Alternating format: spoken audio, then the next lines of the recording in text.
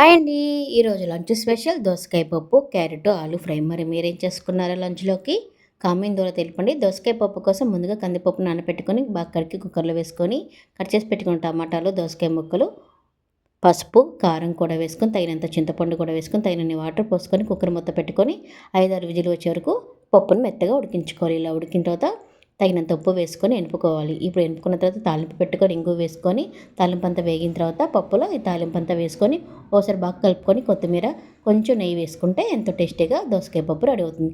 అలాగే ఆలు carrot fry కోసం స్టవ్ ఆన్ చేసుకొని ప్యాన్ పెట్టుకొని ఆయిల్ వేసుకొని తాలింపు వేసుకొని కట్ చేసి పెట్టుకున్న ఆలు క్యారెట్ వేసుకొని ఉప్పు పసుపు వేసుకొని ఒక 2 నిమిషాలు మూత పెట్టుకొని మగ్గించుకున్న తర్వాత తగినంత కారం కూడా వేసుకొని ఒక నిమిషం బాగా కలుపుకొని కొంచెం ధనియాలు జీలకర్ర పొడి కూడా వేసుకొని స్టాప్ చేసుకొని సర్వ్ చేసుకుంటే ఎంతో టేస్టీగా ఆలు క్యారెట్ ఫ్రై కూడా రెడీ అవుతుంది.